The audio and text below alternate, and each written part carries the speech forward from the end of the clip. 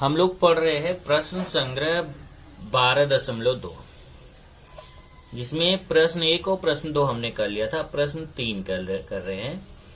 पीतल के मिश्रण में तांबे और जस्ते का अनुपात 13:7 हो तो 700 ग्राम वजन वाले पीतल के बर्तन में जस्ते की मात्रा कितनी होगी। अब देखिए, पीतल किससे मिलके बना होता है? पीतल तांबा और जस्ता से मिलके बना होता है। तो उसमें क्या बोल रहा है कि जो पीतल है उसमें तांबे और जस्ते का अनुपात दिया है। 13 अनुपात तांबे का है और 7 अनुपात जस्ते का है, और कुल पीतल का वजन 700 ग्राम है। तो वो बता रहा है कि उसमें कितना तांबा है और उसमें कितना जस्ता है। तो केवल जस्ते का पूछा है, तांबा नहीं, बल्कि केवल बोला है कि जस्ता कितना है। तो यहाँ पे अगर आप देखोगे तो तांबे तथा जस्ते का अनुपात दिया हुआ है। कितना दिया है? 13:7। ये तांबे और जस्ते का अनुपात है। अब इसका मतलब तांबे का अनुपात 13 है, जस्ते का अनुपात 7 है। तो तांबे की मात्रा पता करेंगे, जस्ते की मात्रा। तो कोई तो एक संख्या है जिसका गुणा अगर 13 और 7 में कर दे तो हमें तांबे की मात्रा पता चल जाएगी, जस्ते की मात्रा पता चल जाएगी।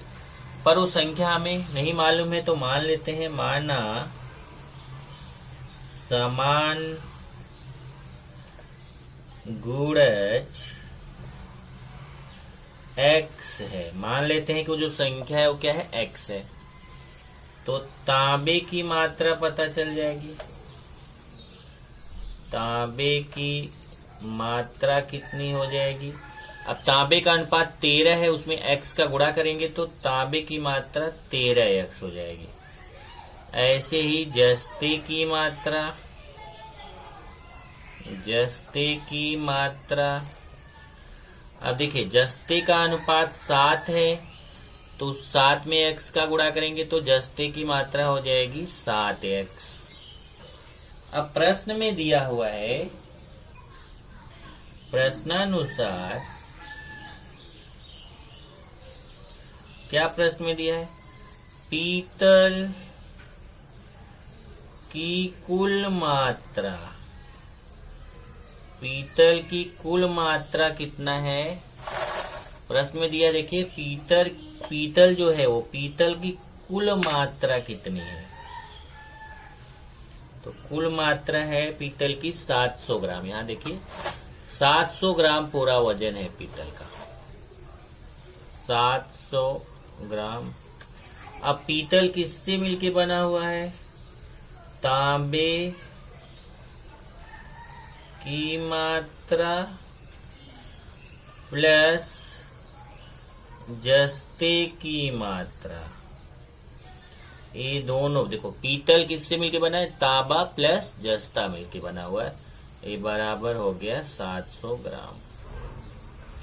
अब तांबे की मात्रा कितना है? 13x। तो तांबे की मात्रा की जगह लिखेंगे 13x, फिर प्लस जस्ते की मात्रा कितनी है? 7x। तो जस्ते की मात्रा 7x बराबर 700। चेक करिए, पीतल किससे मिलके बना है? तांबा प्लस जस्ता। तो पीतल की जगह पे तांबे की मात्रा प्लस जस्ते की मात्रा बराबर 700 ग्राम।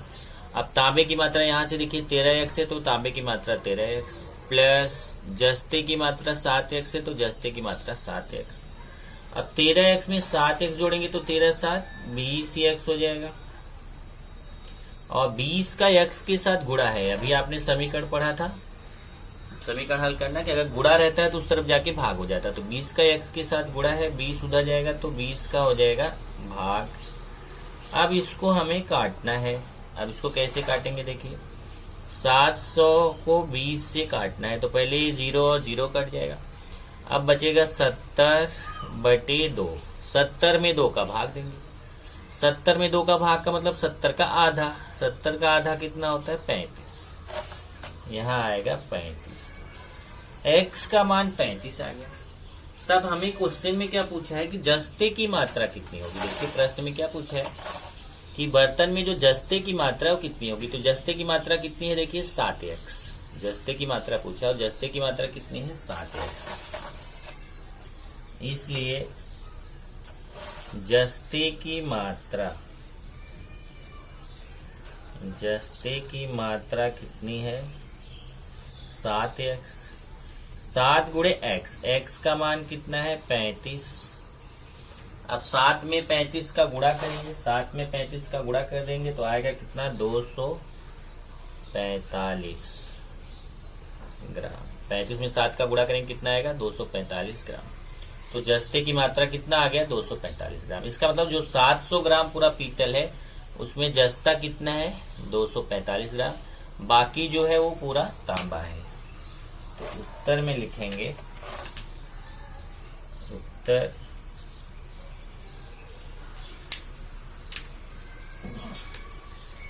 700 ग्राम पीतल के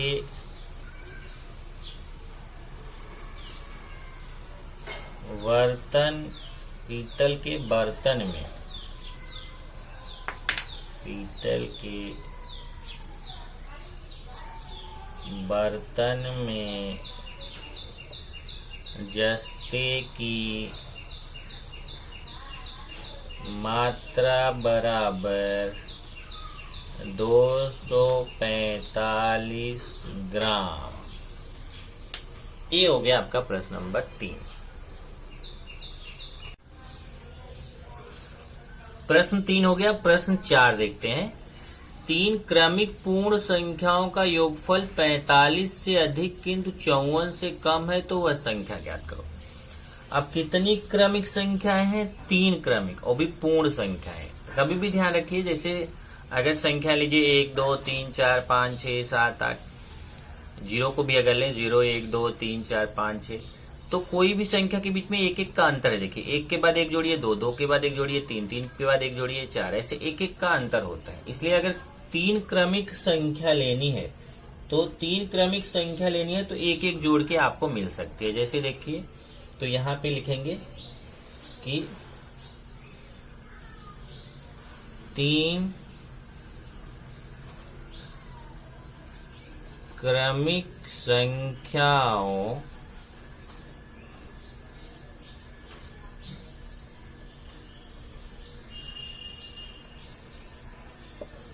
वो भी पूर्ण संख्या है, तो माना 3 क्रमिक पूर्ण संख्याएं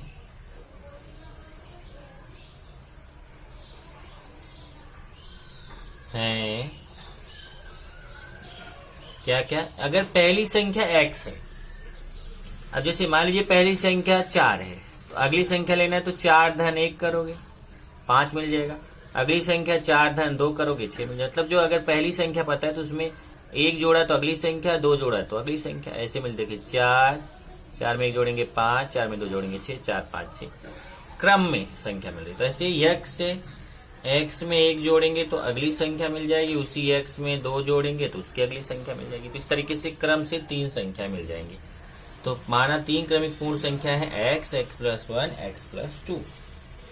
अब इसमें 2 शर्त दिया है। 3 क्रमिक पूर्ण संख्याओं का योगफल, पहले संख्याओं का योगफल निकाल लेते हैं। संख्याओं का योगफल। अब जब आप संख्याओं का योगफल निकालोगे मतलब इन तीनों को जोड़ना है।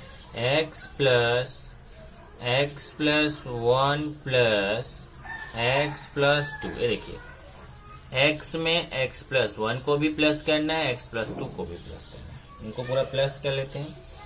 तो देखिए यहाँ पे x ऐसा 3 बार है तो x 3 बार है तो 3x हो जाएगा। और 1 में 2 जोड़ेंगे, 2 और 1 कितना हो जाएगा? 3। चेक करिए, x प्लस x ऐसा 3 बार जोड़ के 3x हो जाएगा। और संख्या को जोड़ेंगे, 1 में 2 जोड़ेंगे तो 3। अब ये नहीं जुड़ेगा क्योंकि सजाती पद ही जोड़ सकते हैं, 3x में 3 नहीं जोड़ सकते हैं, तो ऐसे ही रहेगा 3x प्लस 3। अब इसमें क्या दिया हुआ है? इसमें दिया है कि देखिए संख्याओं का योगफल 45 से अधिक है। क्वेश्चन पढ़िए, 3 क्रमिक पूर्ण संख्याओं का योगफल 45 से अधिक है, 54 से कम है। इसका मतलब अगर यहाँ पे हम चले पहली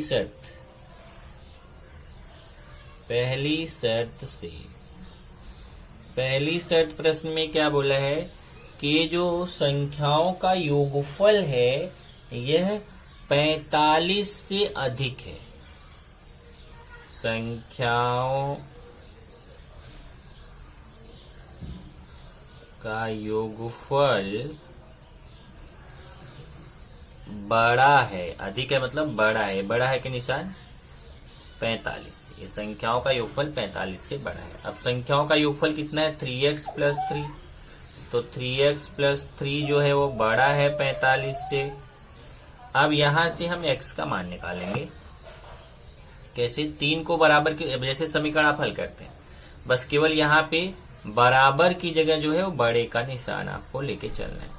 3 प्लस में है, उधर जाएगा तो माइनस में हो जाएगा, तो 3x इक्वल टू 45 माइनस 3।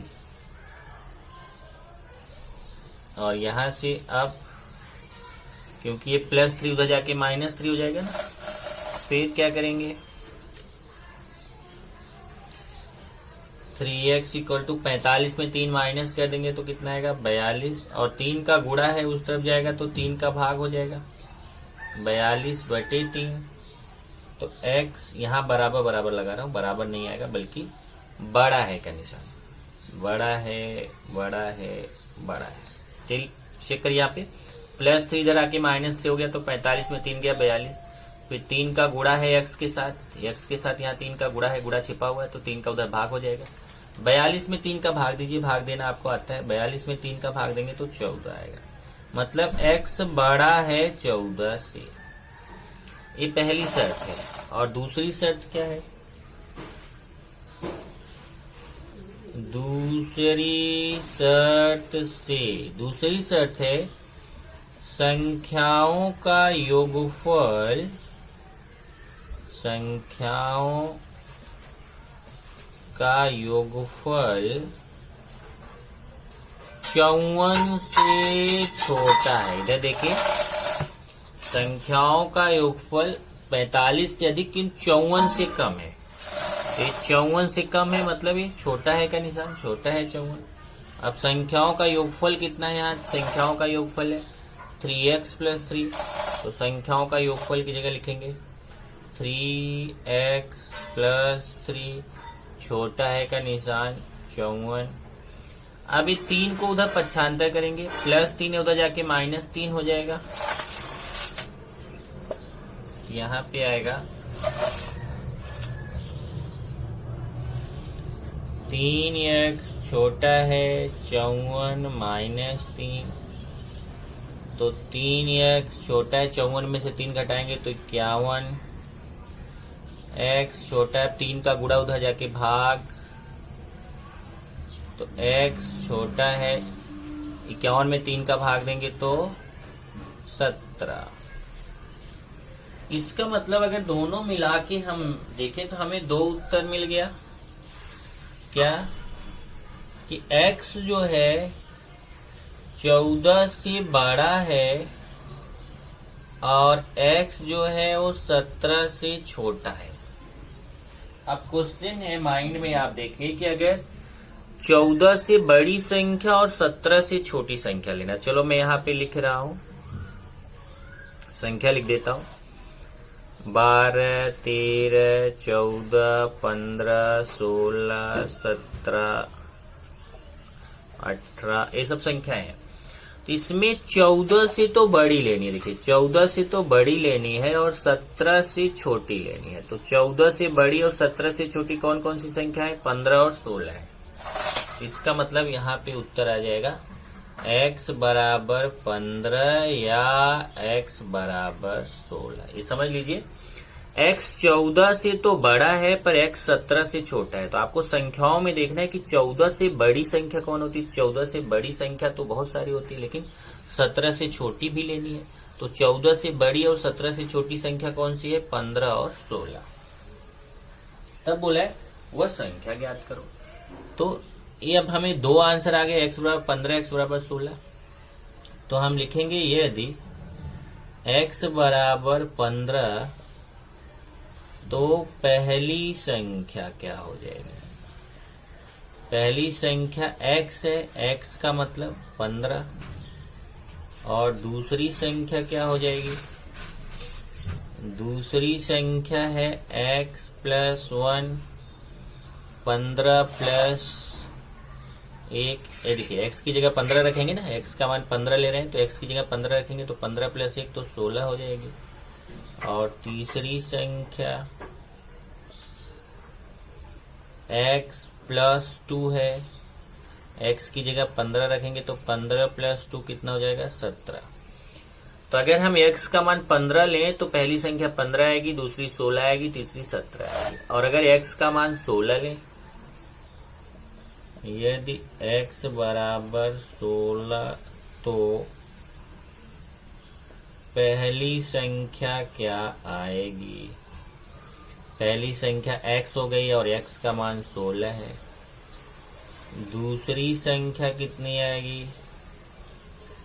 दूसरी संख्या x प्लस 1 है, x की जगह 16 रखना है तो 16 प्लस 1 हो जाएगी 17। और तीसरी संख्या x प्लस 2 है, x की जगह 16 धन 2 तो कितना हो जाएगा? 18। इसका मतलब यहाँ पे दो आंसर आ रहा है कि वो संख्याएं 15, 16, 17 हो सकती है या फिर 16, 17, 18 हो सकती है। तो उत्तर में लिखेंगे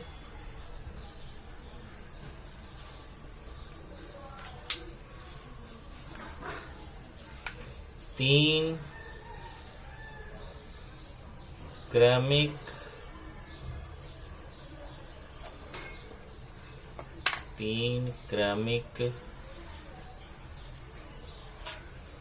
पूर्ण संख्याएं 15, 16, 17, 15, 16, 17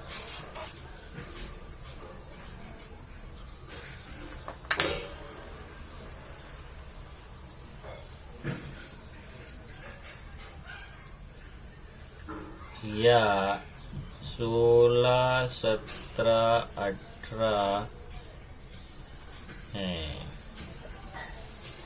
तो ये अगर आप 3 क्रमिक संख्याएं 15, 16, 17 लेंगे तो भी अगर उनको जोड़ेंगे तो 45 से अधिक या 54 से कम आएगा।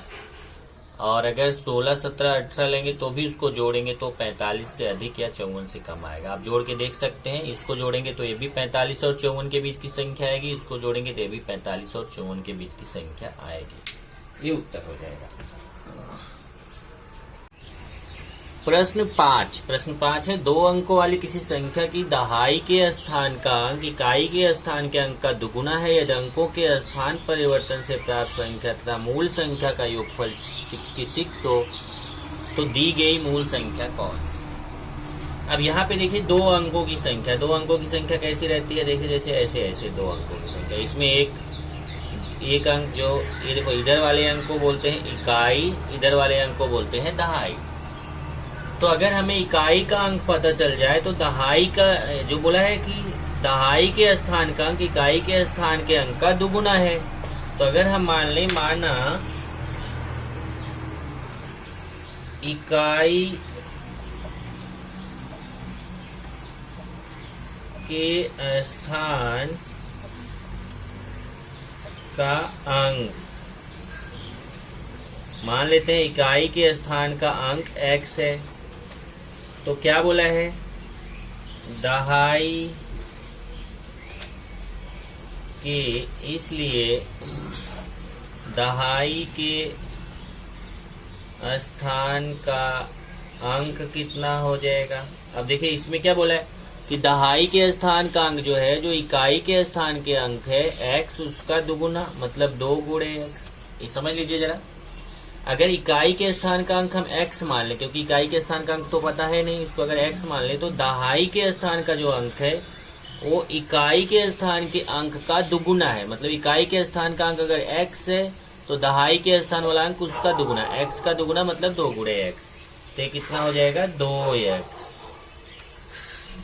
इसलिए मूल संख्या मतलब 2 अंकों की मूल संख्या, मूल संख्या मतलब 2 अंकों की संख्या, इसलिए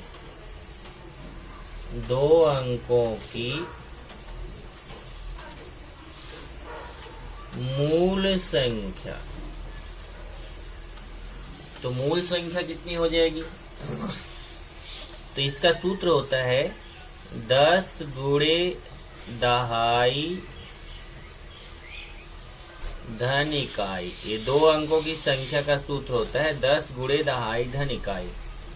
10 गुणे दहाई, दहाई का मान कितना है 2x और इकाई का मान कितना है x। देख लीजिए इधर 10 गुणे दहाई, दहाई का मान 2x है तो दहाई की जगह 2x प्लस इकाई, इकाई का मान x है तो इकाई की जगह x। 10 में 2x का गुणा करेंगे 10 दूना 20x धन x। अब 20x में एक x है, 20 और 1 कितना हो जाएगा जोड़ के 21x। अब अंकों के स्थान परिवर्तन से प्राप्त संख्या, अंकों के स्थान परिवर्तन से प्राप्त संख्या बराबर। अब देखिए अगर अंकों के स्थान परिवर्तन से प्राप्त संख्या, इसका मतलब क्या हुआ कि फिर से वही सूत्र रहेगा लेकिन 10 गुणे, अब हमें अंकों का स्थान बदल देना, मतलब इकाई की जगह दहाई, दहाई की जगह इकाई कर देना है। तो 10 गुणे इकाई धन दहाई, अंकों का स्थान बदल देंगे ना, तो इकाई के मतलब इकाई और दहाई जो अंक है, इकाई के स्थान पे दहाई कर दो, दहाई के स्थान पे इकाई कर दो, तो 10 गुणे यहाँ इकाई हो जाएगा और यहाँ पे दहाई हो जाएगा, स्थान बदल जाएगा। तो 10 गुणे इकाई का मान कितना है x, इकाई का मान x प्लस दहाई का मान कितना है 2x, ये हो जाएगा 10 में x का गुणा 10x धन 2x, 10 और 2 कितना हो जाएगा 12x। अब प्रश्नानुसार, अब प्रश्न में क्या बोला है उसको देखिए, प्रश्न पढ़िए। ये देखिए ये हमारा है मूल संख्या, मतलब दो अंकों की मूल संख्या, और ये है अंकों के स्थान परिवर्तन से प्राप्त संख्या। अब उसने बोला है यदि अंकों के स्थान परिवर्तन से प्राप्त संख्या तथा मूल संख्या का योगफल, मतलब दोनों को जोड़ने पे कितना मिलता है 66। तो प्रश्न में क्या बोला है कि मूल संख्या प्लस अंकों के स्थान परिवर्तन से प्राप्त संख्या, ये दोनों प्लस क्यों, मतलब योगफल बोला है ना, बराबर है 66। तो मूल संख्या कितनी है देखिए, मूल संख्या 21x है, तो मूल संख्या 21x, और अंकों के स्थान परिवर्तन से प्राप्त संख्या कितनी है 12x, तो ये 12x। देखिए मूल संख्या 21x, मूल संख्या की जगह 21x प्लस अंकों के स्थान परिवर्तन से प्राप्त संख्या कितना आया 12x, इसकी जगह 12x, मूल संख्या प्लस 12x, अंकों के स्थान परिवर्तन से प्राप्त संख्या ये हो जाएगा 66। अब इसको हल करके x का मान निकालेंगे। 21x में 12x जोड़ेंगे तो आएगा 33x। अब ये 33 का गुणा उधर जाके भाग हो जाएगा 66/33, और 33 से भाग देंगे, 33 दूना 66 होता है, तो x बराबर 2 आ जाएगा, x बराबर 2 आ गया। और जब x बराबर 2 आ गया तब इसने क्या बोला है कि वह संख्या ज्ञात कीजिए। तो आप लिखेंगे इसलिए मूल संख्या बराबर, अब मूल संख्या कितनी 21x, 21 गुणे, यहाँ देखिए गुणा छिपा हुआ 21 गुणे x, x का मान 2, 21 और यहाँ गुणा छिपा हुआ x का मान 2, 21 में 2 का गुणा करेंगे तो 42। तो मूल संख्या कितनी हो जाएगी 42, यही उत्तर हो जाएगा। उत्तर में लिखेंगे दी गई मूल संख्या बराबर 42, ये उत्तर हो जाएगा। तो ये हो गया प्रश्न नंबर 5वां। अब प्रश्न नंबर 6वां हम लोग नेक्स्ट लेक्चर में करेंगे।